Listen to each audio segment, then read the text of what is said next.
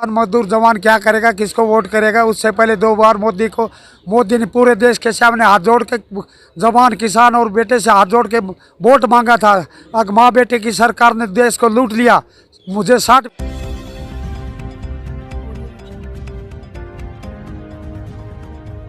कहते हैं कि फौजी अगर जंग के मैदान में हो तो उसे डिगा पाना मुश्किल है, उसे अपने लक्ष्य से हटा पाना मुश्किल है। और अगर वो राजनीति के मैदान में हो या आंदोलन के मैदान में हो तब भी वो अपना झंडा गाड़ के रहता है। इसी क्रम में OROP-2 के जो विसंगतियां हैं उसके विषय में लगातार जो धरना चल रहा है, 62वां दिन है। आज एक सज्जन पूर्व फौजी आए हैं जंतर मंतर पर। आइए बात करते हैं। क्या नाम है सर आपका? हवलदार विनोद कुमार है साहब।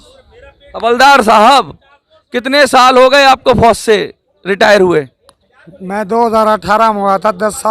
22 साल मैंने आर्मी के अंदर किया, 10 साल मैंने DSC के अंदर किया साहब। अब क्यों आए गए जंतर मंतर पे? क्या समस्या है आपकी? हमारे सैनिकों ने एक मुद्दा उठाया, 1 रैंक 1 पेंशन का, MSP का और ये ROP का, OROP-2।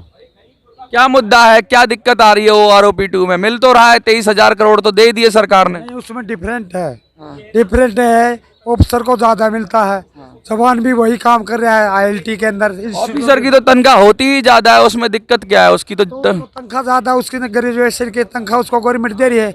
लेकिन अलाउंस और डिसेबिलिटी पेंशन में अंतर क्यों है? आप ये कहना चाह रहे हो जो डिसेबिलिटी पेंशन है, जब अंग भंग हो जाए या कुछ हो जाए फौज के अंदर तो उसमें अंतर क्यों है? कितना अंतर है? काफी अंतर है, ये इतना मुझे ज्ञान नहीं है, लेकिन 3 गुना अंतर है। 3 गुना अंतर है? हाँ जी। तो वो अंतर को अभी तो हमें एक समान चाहते हैं, अफसर और जवान को एक समान होना चाहिए। आंदोलन को कैसे ले जाओगे आगे? अभी कहाँ, हरियाणा से आए हो आप जैसा आप कह रहे हो? देखो, अभी हमारा संगठन जुड़ रहा है, धीरे धीरे इकट्ठा हो रहा है।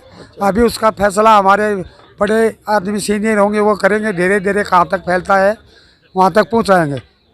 आंदोलन के अंदर तो बहुत सारी बातें हो रही हैं, बहुत सारी राजनीति भी हो रही है, बहुत सारे लोग आंदोलन को डिरेल करने की कोशिश कर रहे हैं। उस विषय पे क्या कहोगे आप? देखो, इसके अंदर सेना के अंदर, तीनों सेनाओं के अंदर जवान मजदूर किसान का बेटा है।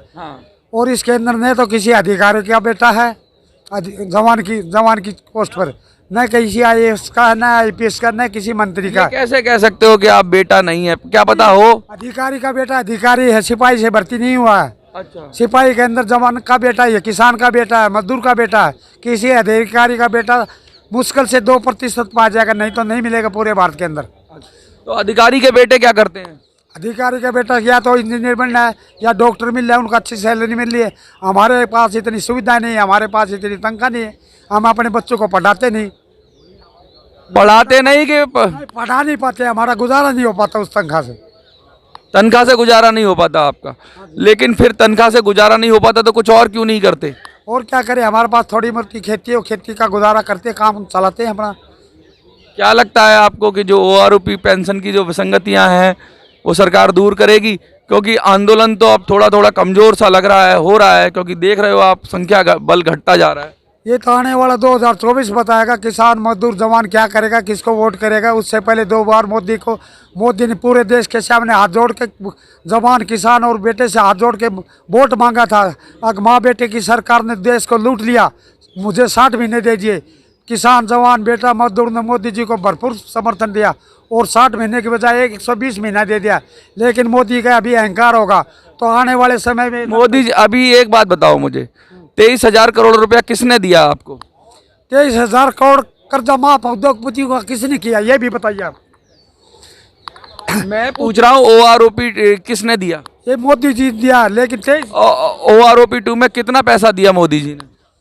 ये मुझे नहीं पता, ये तो रक्षा मंत्री 23,000 करोड़ के लगभग दिया है। तो मोदी जी ने उद्योगपतियों का 23,000 करोड़ 2020 के अंदर। तो आप चाहते हो 23,000 करोड़ से डबल होना चाहिए पैसा? उद्योगपतियों का क्योंकि हम नहीं चाहते, हमें ये चाहते हैं जवान और अधिकारी की जो डिसेबिलिटी पेंशन है और ये जो भी अलाउंसेज है, MSP है, ये एक बराबर होनी चाहिए। अधिकारी ज़्यादा पढ़ा है तो उसको तनख्वाह बेसिक ज़्यादा मिल रही है, उसको ग्रेजुएटी ज़्यादा मिल रही है। जवान सेना के अंदर 15 या 17 साल नौकरी करना पाता है, एक अधिकारी 58 साल नौकरी करता है। 58 साल में उसका पोता भी 10 साल का हो जाता है अधिकारी का। जवान का 15 साल में बेटा 10वीं क्लास में 10 साल का होता है। वो ये फर्क है। आप कहना चाह रहे हो तो ये जो असमानता है इसको हटाना चाहिए। हटाना चाहिए। हम मोदी जी से उम्मीद करते हैं हमारी जो भूतपूर्व सैनिक हैं या सर्विस सोल्जर हैं उनकी समस्याओं पर अमल करें। रक्षा मंत्री, राष्ट्रपति मोदी जी जो हमारी समस्याएं हैं एक समान